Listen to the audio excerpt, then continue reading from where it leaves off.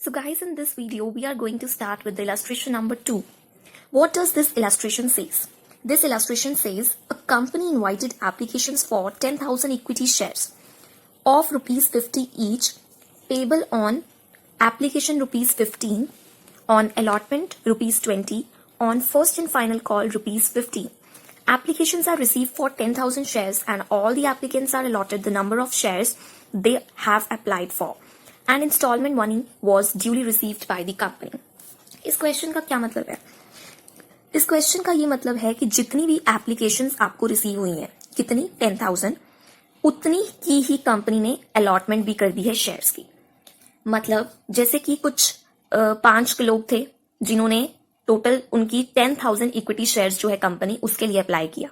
ठीक है, अब कंपनी की मर्जी है कि क्या वो 10,000 शेयर्स को अलॉट करना चाहती है या उससे कम पे अलॉट करना चाहती है. कंपनी जो है वो 2,000 के लिए भी कर सकती है, 8,000 के लिए भी कर सकती है, but in this question the company has allotted whole 10,000 equity shares for which the company has received applications.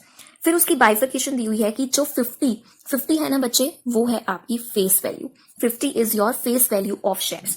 अब जो ये फेस वैल्यू है, ये 50 रुपए आपको आपके शेयर होल्डर्स ने डायरेक्टली नहीं दे दिए, उन्होंने इंस्टॉलमेंट्स पे दिए हैं. 15 आपको एप्लीकेशन देते वक्त दिए हैं, 20 आपको जब आपने अलॉट कर दिए शेयर्स तब दिए हैं, और 15 आपने जब उनको फर्स्ट या फाइनल कॉल जो है करी कि अब मुझे रिमेनिंग 15 रुपीज जो है आपके शेयर्स के वो भी चाहिए, तो 15 उन्होंने तब पे किए.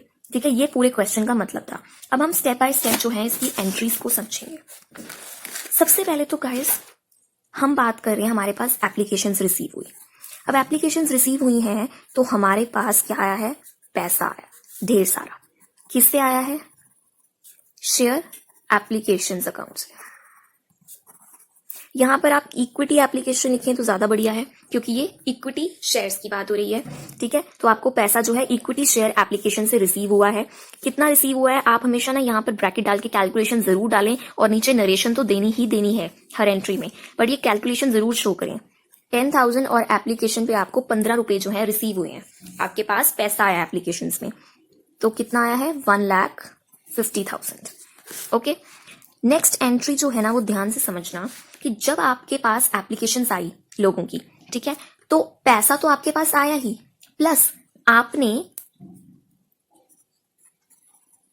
ये देखिए share application account debit to equity share capital account. तो मैं कह रही थी कि बैंक अकाउंट तो आपका इंक्रीज होगा ही, प्लस आपकी कैपिटल भी इंक्रीज होगी. कैपिटल क्यों इंक्रीज होगी? एप्लीकेशंस किसके लिए आई हैं? शेयर कैपिटल के लिए, शेयर्स खरीदने के लिए आई हैं, जिससे आपकी शेयर कैपिटल जो है वो ऑटोमेटिकली इंक्रीज होगी. तो आपके पास जो शेयर एप्लीकेशंस आई हैं उसमें से जितनी आपने अलॉट की होती है, ठीक है, उतनी आपकी रियल की शेयर कैपिटल जो है वो बनती है. बट ये प्रिलिमिनरी जो आपकी एंट्री है उसमें हमने दोनों चीजें उसी अमाउंट से इंक्रीज होती हुई दिखानी है कि इससे आपकी शेयर कैपिटल भी इंक्रीज हो रही है और बैंक अकाउंट भी. ठीक है, 1.5 लाख. नेक्स्ट एंट्री है बच्चों आपकी अलॉटमेंट को लेगी. अलॉटमेंट की एंट्री बिल्कुल सेम रहेगी आपकी एप्लीकेशंस के थ्रू. फर्क सिर्फ इतना है कि हम इसमें पहले अलॉटमेंट देते हैं, फिर उसके बाद हमें पैसा रिसीव होता है. तो बात इसमें सिंपल सी आएगी. इक्विटी शेयर एप्लीकेशन की जगह आप लोग लिखेंगे अलॉटमेंट अकाउंट, और इससे भी आपकी जो इक्विटी शेयर कैपिटल है, राइटिंग थोड़ी सी मेरी खराब हो रही है, I am sorry for that. So allotment पे आपकी कितने शेयर्स अलॉट किए हैं? जितनी आपको एप्लीकेशंस आई थी. और कितनी मनी मिली है? ये देखिए आपको 20 रुपीज जो है ऑन अलॉटमेंट मिले हैं. तो ये आपकी बन जाएगी अलॉटमेंट पे 2 लाख की मनी आपने शेयर कैपिटल में डाली. ठीक है, नेक्स्ट आपकी शेयर कैपिटल तो इंक्रीज होगी. अब आपको वो पैसा जो है वो बैंक अकाउंट में शो करना है कि आपका बैंक भी इंक्रीज हो रहा है. किसकी वजह से? Equity share allotment. तो ये हो रहा है आपका 2 लाख से. Okay, next 5th entry first and final call के ऊपर. ये बिल्कुल अलॉटमेंट की तरह, इसमें भी पहले हमने कॉल किया equity first equity shares first and final call account debit to equity share capital account. अब इस पे 10,000 के शेयर्स के हिसाब से आपको 15 रुपये आपने शेयर होल्डर्स को कहा कि अब हमने आपसे 15 रुपये जो हैं डिमांड किए, ठीक है। अब इसमें आप ध्यान से समझना एंट्री से पहले कि जो 50 रुपीज हैं वो आपकी फेस वैल्यू थी, ठीक है, जिसमें से शेयर होल्डर्स ने 15 रुपये आपको जो है वो एप्लीकेशन पे दिए और जो 20 रुपये हैं वो आपको अलॉटमेंट पे दे दिए। अब बच गए 15 रुपये जिसके लिए आपने फर्स्ट एंड फाइनल कॉल जो है, मतलब कि कॉल इन द सेंस आपने मंगवाए पैसे शेयर होल्डर से कि अब हमें वो रिमेनिंग के 15 रुपये दे दो। तो पहले आपने बुलाए, इक्विटी शेयर कैपिटल में इंक्रीज हुई। नेक्स्ट आपके पास पैसा receive, bank account debit to equity share first and final call account.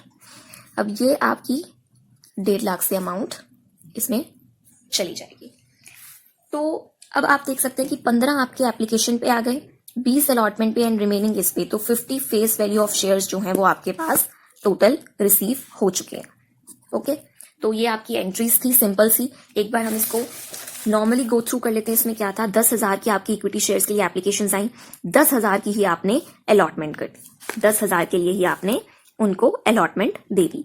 फिर 50 रुपीज के शेयर्स थे जिसको इंस्टॉलमेंट्स पे जो आपको मनी रिसीव हुई है पहली एप्लीकेशन पे उन्होंने पैसा दे दिया, आपने इक्विटी शेयर कैपिटल में इंक्रीज कर दिया।